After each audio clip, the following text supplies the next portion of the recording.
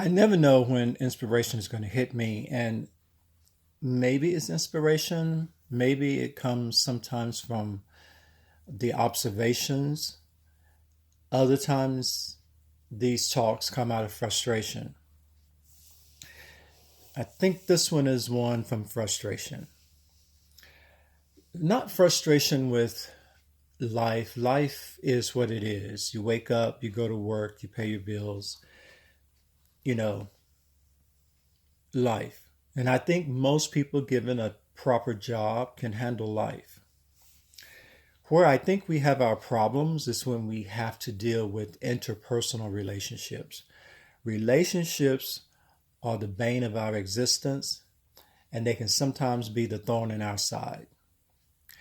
And oftentimes we lump how we're interacting with others into how we feel about life.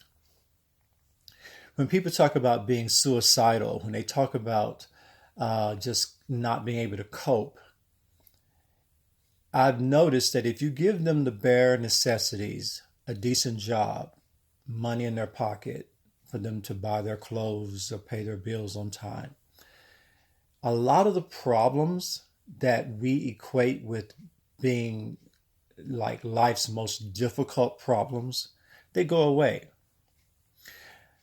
But give that person a good month or 2 months in that new job, and suddenly you'll see them begin to have more problems.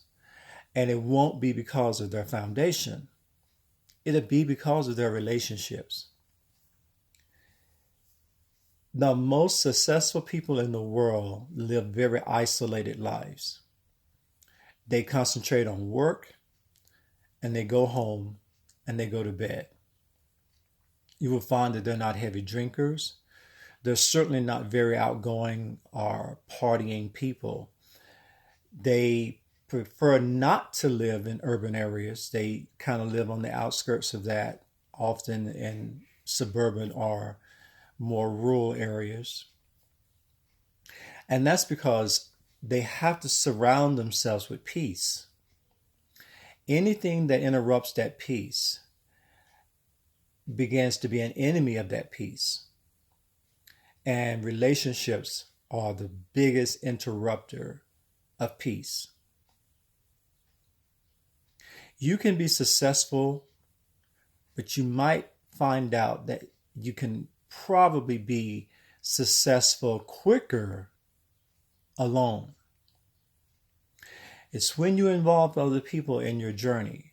It's when you obviously feel the biological need to couple up and get married and obviously have kids that you lose all sense of personal space, and subsequently you start working in a vacuum that becomes more necessity than intention.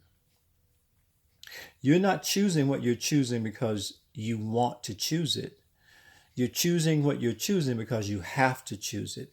And once you move into that, I have to do this, I have to do that, I have to do this, everybody and everything that is your responsibility can also become your albatross and can become your enemy to your own peace.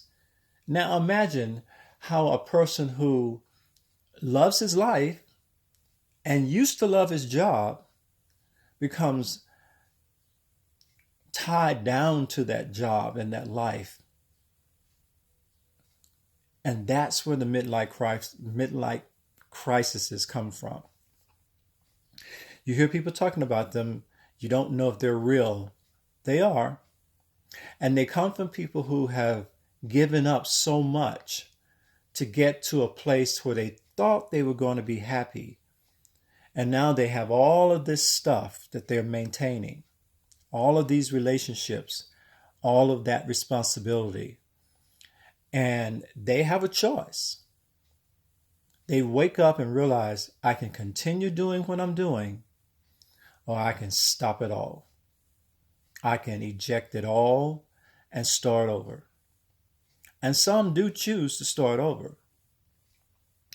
You're looking at a man who gets to a point and have gotten to a point pretty much in every decade of my life.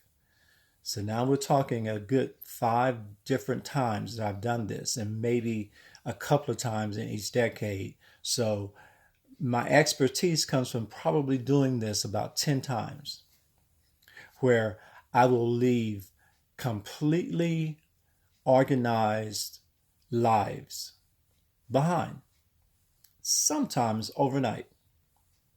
Because I can get sick and tired of something, and it doesn't take a long time for me to be sick and tired of it, for me to know how this is going to end. And so I end it. I am not that long suffering person. And that's jobs, that's church, that's friendships, that's love relationships. There will come a point where everything you're saying becomes noise to me. And I know what I'm going to do in my heart. I'm not touting that as being a better way to live. I'm just telling this to you so that if you think you're the only one that feels this way, you're not. Now, here's the downside of abandoning everything, is that you really do get to start over.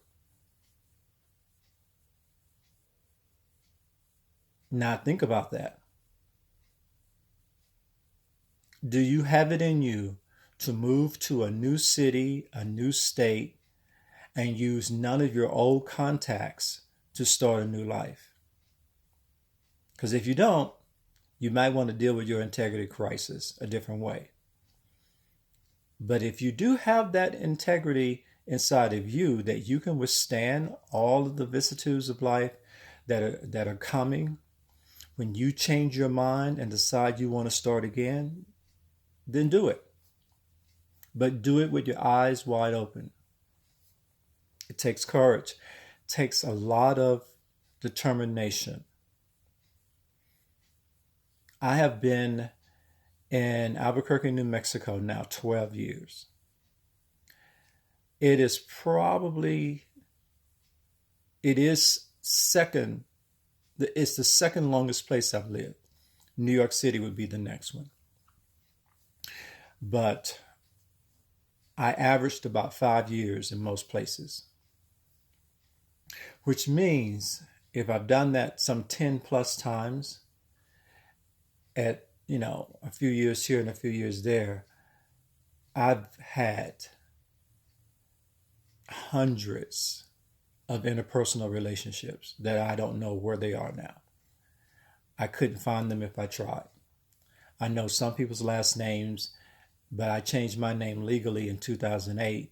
So a lot of people who were looking for me may not be able to find me, or even if they saw me, would think they know me, but wouldn't be 100% sure because obviously I have a different name.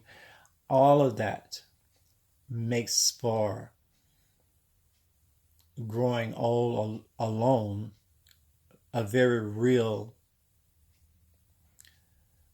option now, because the downside of changing my mind as I did and moving along as I did means I'm in a place where most can't reach me. They can't find me, and they can't be a comfort to me, even if they wanted to. So as you wake up and start your weekend and you have these thoughts about jettisoning everything you know in your life and starting over again, I hope this helps you at least look at it honestly before you do it. If you choose to do it anyway, it can be done. I am testament to that. But at what price? That's the question you'll have to ask yourself and answer for yourself. I'm Brother Eden Douglas in Albuquerque, New Mexico. For now.